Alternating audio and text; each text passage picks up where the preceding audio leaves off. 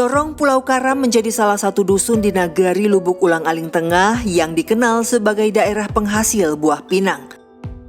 Meski jarang dikonsumsi secara mentah, buah pinang memiliki ragam manfaat bagi kesehatan tubuh. Saya bertemu dengan Rosma dan saudaranya yang hendak bergegas ke kebun pinang. Walau unggul sebagai komoditas utama di desa ini, rupanya lokasi kebun pinang terpisah jauh dari pemukiman. Kami harus berjalan kaki sepanjang 2 km dengan mendorong gerobak yang digunakan untuk membawa hasil panen.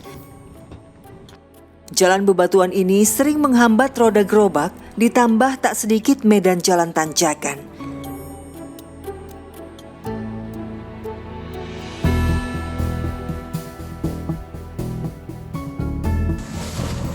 Ini bisa dibawa turun, Bu? Apa ditaruh di sini aja? Di sini aja? Oh, oke.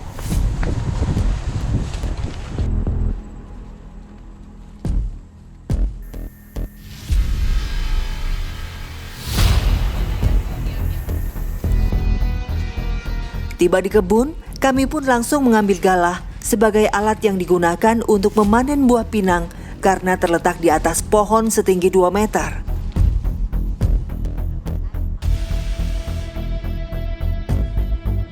Jangka waktu panen memang terbilang sering. Dalam 1 pekan, buah yang sudah diambil akan muncul kembali di ranting. Ibu setiap hari datang ke kebun? Ya, Iya. Kenapa Ibu masih datang ke kebun? itu apa kan? Apa belanja awak? Nggak belanja. Memangnya, maaf ya Bu, suami Ibu atau anak Ibu kemana Bu? Ya kan, ke rumah kampung laki. Ke kampung laki merantau. Pergi merantau? Ya, nah seorang ada rumah ni ya, makannya tak cukup. Apa awak kamu nak minta tolong? Eko kojo saya. Ini saja setiap hari Ibu lakukan? Ya, Sehari-hari kalau misalkan ngambil pinang, Iya. itu Ibu dapat berapa? itu karung. Itu bang ke sini.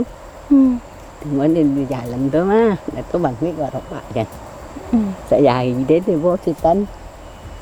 Kalau sudah diambil, Ibu apakan Bu biasanya? Dijual kah? Penjual udah kubak berjual. Kalau dijual, Ibu berapa harganya Bu? Itu 3.000, ini 3.000, mai le 8.000 ini dah ada lagi. Rp3.000? Ya, 1 kilo? ya. Murah banget Bu. Ini kini lah murah. Mai le dapat 10 lagi ini dah ada lagi. Sementara Ibu mampunya itu 1 hari 2 karung. Ya, Artinya 2 kilo. ya. Mungkin 1 harinya Ibu hanya dapat Rp6.000. Ayo tulah ya le, mak tu. Dengan kondisi seperti ini ya Bu ya. Harapan Ibu apa Bu? Kalau Pak Presiden nonton, Ibu mau ngomong apa? Ngomong itulah mama awak ya. Dah ada jalan itu, dah tolong lah awak. Nak ada bantuan mah. Masih minang mahal. Itulah awak ya. Itu basahan awak tu nak mahal barang awak ya. Wanita berusia 65 tahun yang kini tinggal seorang diri hingga kini menggantungkan nasib pada buah pinang yang ia hasilkan. Rosma hanyalah satu dari ratusan warga di Lubuk Ulang-Aling Tengah yang mengadu nasib dari buah pinang walau meraup pendapatan rendah. Inilah keseharian yang dilakukan ibu-ibu di sini mengambil pinang ke kebun.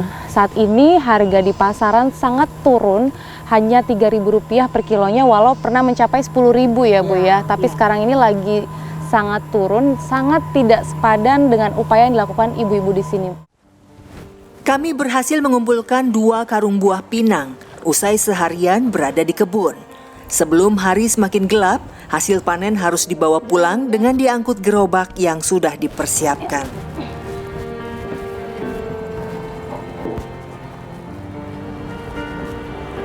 Hujan.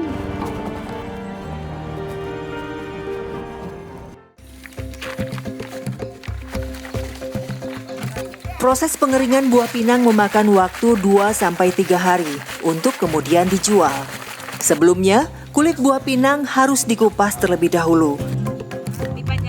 Sebab memiliki nilai jual yang lebih tinggi dibandingkan dengan pinang yang belum dikupas. Buah pinang dikenal dengan khasiatnya akan memelihara kesehatan gigi dan mulut. Selain itu, bahkan dapat menurunkan tekanan darah dan mengatasi anemia karena kandungan kalium yang tinggi. Dimakan, Bu? Ya, dimakan. Pahit lah, Bu. Ya, rasa itulah. Oh, hah? Ini buah pinang dibelah dua yang ternyata rasanya pahit banget. Nggak kuat saya. Proses akhir sebelum dijual ke pengepul yakni dikeringkan. Usai kering terkena paparan sinar matahari, buah pinang dikembalikan ke karung untuk siap dijual. Pinang yang telah dikupas bernilai Rp4.000 per kilo. Sementara pinang belah atau yang belum dikupas hanya Rp3.000 saja.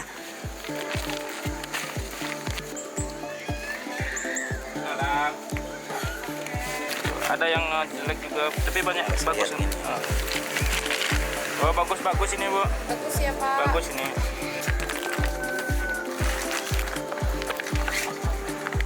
Yang ini 3 kilo ya. Setengah. Usai ditimbang, upah yang diterima Rosma dan saudara-saudaranya hanya Rp27.000 pada panen kali ini.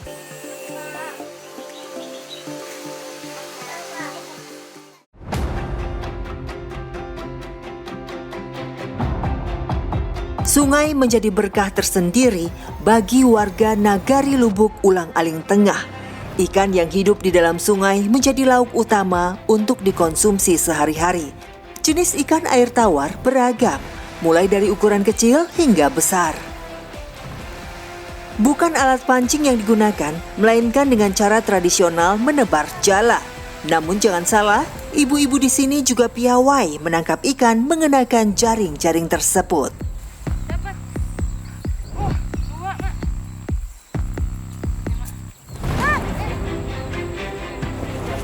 Nih, akhirnya kita dapat ikan, jenisnya ikan nila ya, Maya, yang biasa ada di sungai ini dan dikonsumsi oleh warga sini.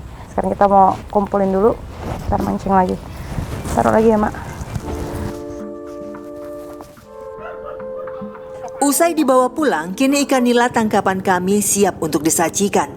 Meski setiap harinya disuguhkan dengan menu yang sama, tak ada rasa bosan. Inilah satu-satunya hasil alam yang disyukuri sebab dinikmati secara cuma-cuma.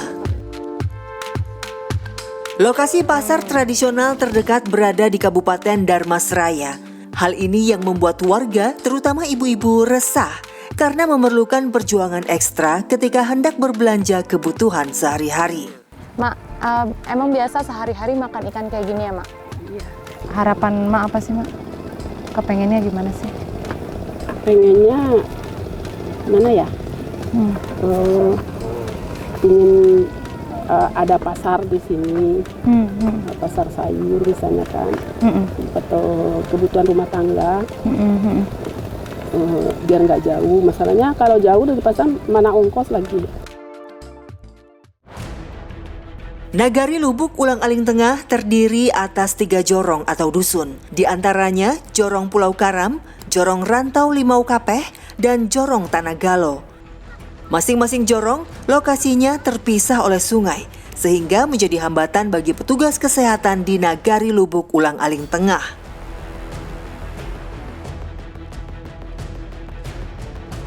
Iwan selaku bidan yang baru dimutasi ke nagari ini harus menyeberang menggunakan perahu kayu untuk memeriksa pasiennya. Saat bersiaga di puskesmas pembantu atau pustu, ia mendapati seorang pasien kritis. Pria Parubaya ini rupanya mengidap infeksi paru-paru yang berakibat pada gangguan pernafasan.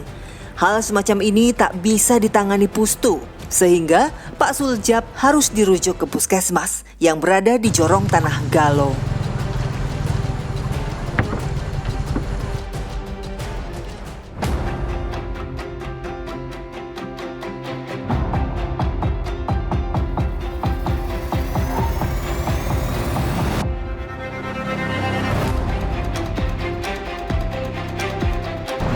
Jadi Bapak ini sakit apa Pak? Ini bapak ini sakitnya adalah gangguan pada pernapasan, yaitu berupa infeksi paru. Terus semuanya yang akut. Yang akut ya? Iya. Nah sekarang butuh dirujuk. Memangnya di pus tuh bagaimana Pak untuk alat pemeriksaan atau gimana? Kalau ini kapasitas bukan kapasitas pustu lagi, Bu. Masalah ini harus dirujuk ke puskesmas. Oke. Kalau di sini rata-rata masyarakatnya sakitnya apa sih Pak? Rata-rata ya gangguan pernapasan gitu loh, Bu. Sama yang akut. Bapak juga mungkin karena sudah lansia ya? Iya.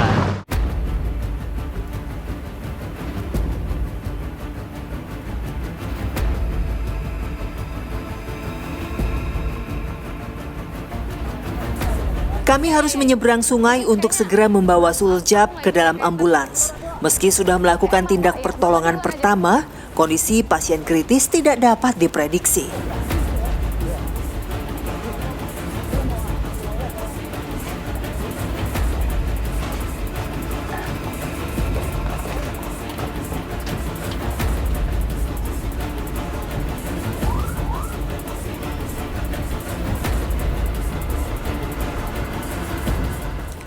Fasilitas ambulans baru beroperasi sekitar 3 tahun di Nagari Lubuk Ulang-Aling Tengah. Dan seperti inilah medan jalan yang harus dilalui dengan kondisi membawa pasien kritis.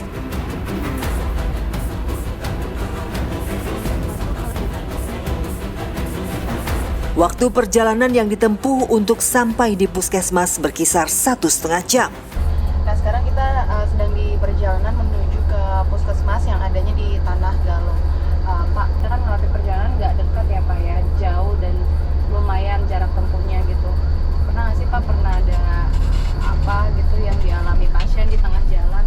Yang dialami pasien di pas tengah jalan, masalah jarak tempuh kita kan memakan waktu yang lumayan jauh. Iya.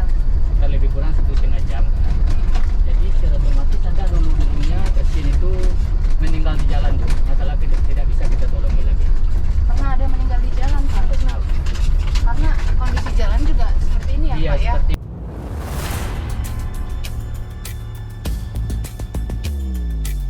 Kondisi infrastruktur jalan yang jauh dari kata layak berimbas pada salah satu aspek penting, yakni fasilitas kesehatan.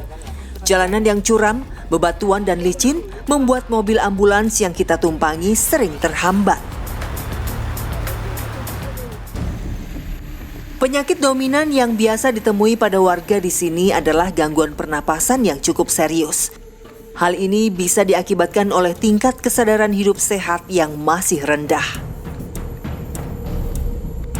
Suljab selaku pasien sudah dikenakan infus untuk bertahan di dalam ambulans. Akhirnya, setelah hampir 2 jam, kami pun tiba di IGD Puskesmas Nagari Lubuk Ulang-Aling Tengah dan pasien langsung diambil tindakan.